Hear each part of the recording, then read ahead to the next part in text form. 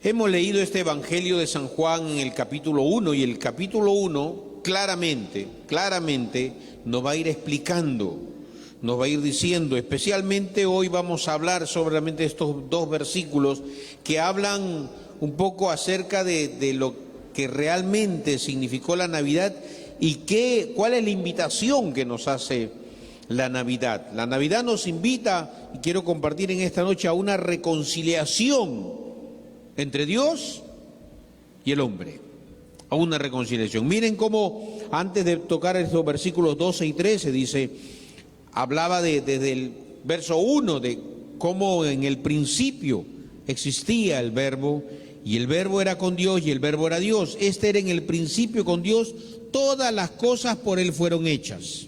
Acá está hablando claramente de nuestro Señor y Salvador Jesucristo. Luego habla de aquel mensajero que fue Juan el Bautista, que vino a preparar el camino para que todos supieran que ya venía el Salvador. Y a partir del verso 9 dice, aquella luz verdadera que alumbra a todo hombre venía a este mundo. En el mundo estaba y el mundo por él fue hecho. Hemos visto la representación de la Navidad. Pero nunca debemos quedarnos solamente en el nacimiento. El nacimiento fue el inicio de aquello que menciona la Biblia acá. Él vino a este mundo y se tuvo que hacer hombre, siendo pequeñito. Ya vimos cuál es la expresión, ¿no es cierto? Se puso a llorar, quien representaba aquí a Jesús, y estamos seguros que Jesús también nació y lloró. No vayan a pensar que fue un bebito así que no, tuvo un desarrollo natural. Pero está aquí claramente que vino, dice, vino aquella luz verdadera que alumbra a todo hombre, venía a este mundo. Ahí está la Navidad, venía, pero no se quedó allí. En el mundo estaba y el mundo por él fue hecho, pero el mundo no le conoció. A lo suyo vino y los suyos no le recibieron. Vino, se hizo hombre, costaba comprender y entender que la salvación tenía que ser de esa manera, a través de un hombre perfecto como lo fue Jesús. Pero hombre, ser humano, lloró, se cansó, se durmió, se enojó, su ira fue santa, por cierto, pero en todo eso se hizo semejante a los hombres. Y en ese sentido, aquí es donde viene ya la invitación a una reconciliación. Miren lo que menciona, lo que hemos leído, y vamos a extraer algunas verdades muy hermosas. Aunque este tesoro aparece un tanto oculto al leerlo así rápidamente, trataremos brevemente de transmitir estas ideas contenidas en la forma más sencilla. Empieza, dice el verso 12, mas a todos los que le recibieron, recibir para volverse un hijo de Dios. ¿Qué teníamos que recibir? Habla de que, miren, dice, mas a todos los que le recibieron. Está hablando del pasado, está hablando de una acción que en algún momento tiene que haber acontecido en nuestras vidas. Ya pasó. Todos aquellos que hemos recibido, la idea es que hemos comprendido y entendido quién es Jesús y el valor que tiene para nuestras vidas. Recibir es comprender y entender quién es Jesús y el valor que tiene para nuestras vidas. ¿De acuerdo? Eso es recibir. Yo comprendo, yo entiendo quién es Jesús y el valor que significa para mí que de ahora en adelante yo diga, Jesús es mi Salvador y mi Señor. Comprendo y entiendo eso. La pregunta es, ¿lo hemos hecho? No es solamente decir, muy bien, yo quiero seguir a Dios, no es tanto el deseo de querer seguir, es recibir. Por eso la expresión aquí, recibir, es visto como un evento pasado, ya ocurrido. Y de acuerdo a las ideas que transmites, ir a tomar para recibir algo que yo comprendí. Por eso que nosotros predicamos la palabra y hablamos de quién es Jesús, que vino a este mundo a salvar a aquellos que estábamos separados de Dios. Si yo comprendo y entiendo que Jesucristo, después este niño se hizo hombre y murió en la cruz para morir por mis pecados, siendo puro, justo y sin mancha, ocupó mi lugar para yo tener acceso libre a la presencia de Dios y dirigirme a Dios, comprendo eso y entiendo eso, y eso es recibirle. Yo he comprendido y entendido quién es Jesús y la importancia que va a tener de ahora en adelante en mi vida. Pero miren, no queda allí la idea. Hay que destacar lo siguiente, dice, a todos los que le recibieron. Habla de un pasado, pero habla a todos, a ciertas personas. Pero también dice a los que creen en su nombre. Aquí esta expresión, creer en su nombre, ya no está en tiempo pasado, miren.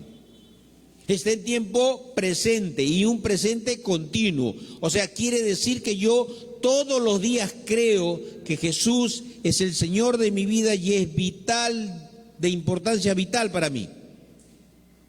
Eso es un presente continuo, todo el tiempo. Por eso que podemos afirmar que no es solamente el día que yo le entregué mi vida a Cristo, o el día que yo le recibí como mi Salvador y Señor, sino es algo constante. Tiene la cualidad de que yo sigo siendo un creyente todos los días de mi vida. Escuchen, todos los días de mi vida. No es algo que solamente lo hice un 6 de marzo de 1981, o la fecha que usted haya entregado su vida a Cristo, sino es algo constante. Este énfasis es bien claro en el Evangelio de Juan. En varias ocasiones Jesús se les habla que los discípulos tenían que mantenerse firmes. Y los discípulos respondieron, Señor, ¿a quién iremos? Solo tú tienes palabras de vida eterna. Y se quedaron con Él y continuaron con Él.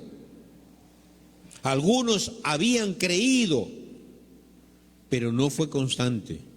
Se alejaron. Pero en realidad nunca fueron creyentes. Lo voy a decir con cuidado, no quiero ofender a nadie aquí presente.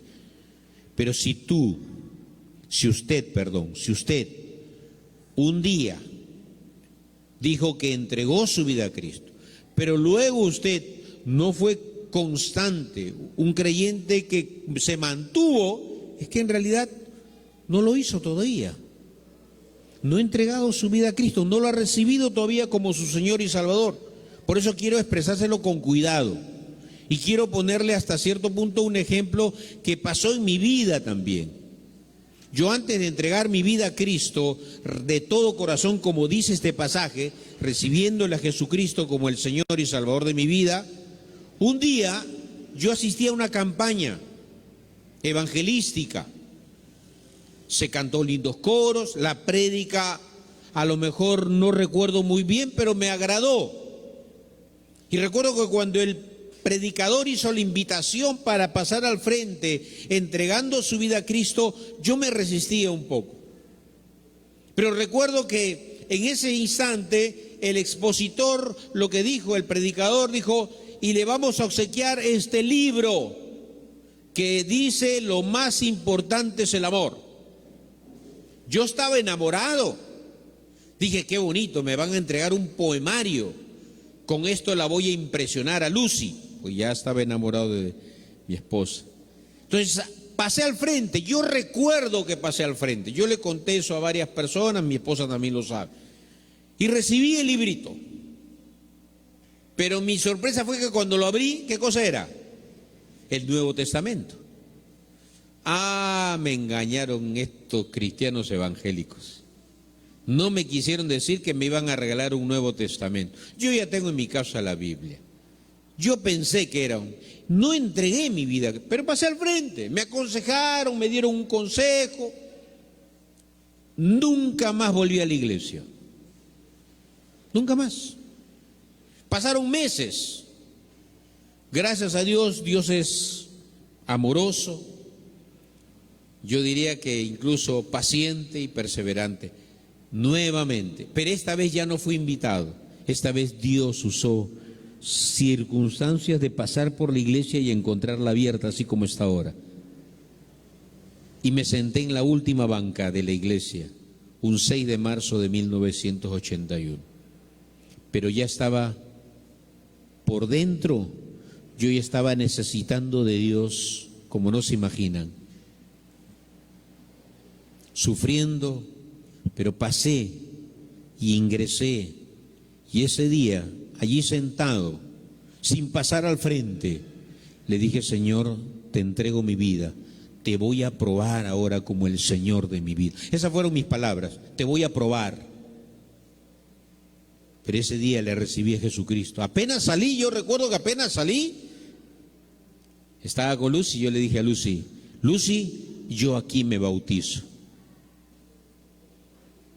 Por eso que cuando aquí dice a los que creen en su nombre, es algo constante, continuo. No es algo de un momento que puede ser emotivo en cada uno de nosotros, como me pasó a mí la primera oportunidad. Pero cuando salí, volví a ser el mismo, no hubo un cambio de actitud. Seguí siendo el mismo, sin haber comprendido y entendido que realmente Jesús había muerto en la cruz por mis pecados. Y yo ya no tenía que seguir pecando más o esclavo del pecado. Aquellos que le han tomado y le han recibido una vez en su vida son y siguen siendo creyentes. Repito, aquellos que alguna vez lo tomaron o lo recibieron una vez en su vida son y siguen siendo creyentes. No es solamente un momento en que le recibieron, es un estado continuo. Y a ellos, mencionando el verso 12, ampliando un poco más, dice: a ellos les dio potestad, a los creyentes les dio el derecho, la dignidad de ser hijos de Dios. Eso representa que realmente no solamente tenemos, ciertas responsabilidades, sino tenemos la facultad de volvernos hijos de Dios. Y eso significa, esa palabra, la autoridad, poder, significa que ahora no solamente tenemos plenos derechos, libertades, sino también, escuche bien, porque esto para mí fue muy bueno descubrirlo. Cuando dice tenemos la potestad, es responsabilidad de poder reflejar al Padre Celestial. Amén. O sea, cuando yo me convierto en un hijo de Dios, cuando le recibo, Dios me da el derecho de poder empezar a reflejar a Dios Padre. Yo que soy papá, comienzo a leer mi Biblia y comienzo a descubrir cómo se porta Dios Padre con sus hijos. Y yo empiezo a reflejar eso. Entonces, cuando llamo la atención a mi hijo, siempre descubro principios en la palabra de Dios. Cuando el padre que todo el tiempo ama, yo le hago la pregunta a los que son padres aquí, madres también las voy a incluir, ¿por qué no? ¿Por qué aman a sus hijos? ¿Por qué aman a sus hijos? ¿Por qué aman a sus hijas? Esa pregunta me la tuve que hacer hace muchos años atrás. Ya mi hijo mayor tiene 35, el segundo 34 y el último 27 años. Así que me hice esa pregunta una vez y me la hizo un predicador, así como yo se las hago en esta noche a ustedes. ¿Por qué aman a sus hijos? Espero que sea que los amen porque son sus hijos. No los amen porque son inteligentes y tienen el número 1 en el colegio, las notas, ¿no? Siempre los padres, yo sé, las mamás siempre, ahora que hay las redes, ponen ahí hasta la libreta de notas, la ponen para decir que su hijo sacó el primer lugar, ¿no es cierto? Su hija sacó el primer lugar. Y algunos padres y madres, sin darse cuenta, están diciéndole a su hijo: te amo porque eres un excelente estudiante. Yo tuve que un día hablar con mis hijos y decirles lo que enseña la Biblia, porque la Biblia enseña que Dios nos ama porque somos sus hijos. Pero dice: a todos los que le recibieron son sus hijos. A los que le recibieron son sus hijos. Si yo no le recibo, soy creación de Dios. Cuando yo le recibo, soy su hijo. Y Dios me ama porque soy su hijo. Mas Dios muestra su amor para con nosotros en que siendo aún, ¿qué dice? Pecadores, Cristo murió por nosotros. O sea, Dios ama. Dios siempre nos va a amar porque somos sus hijos. Y eso eso me da en mí el derecho, ¿no? Potestad, al ser llamado hijo de Dios, reflejar a ese Dios amoroso, a ese Dios de misericordia, a ese Dios justo, a ese Dios santo 3 veces. Ese es el derecho que yo adquiero en el Señor. Así que en ese sentido, en mí ya está la genética del progenitor que nos ha engendrado. Y culmina esta idea, miren, con el verso 13. Los cuales, que dice, no son engendrados ni de sangre, ni de voluntad. ¿A quién? A las personas, a los que me están mirando. Por ejemplo, cuando pasamos las ofrendas, es interesante. Alguna oportunidad dirigiendo una iglesia, yo hice que las ofrendas se recogieran desde adelante. La Biblia dice, traigan los diezmos al alfolí. Entonces dije, aprendí eso en una iglesia, un hermano dijo, traigan. Entonces usted tiene que levantarse y traer sus ofrendas aquí al frente.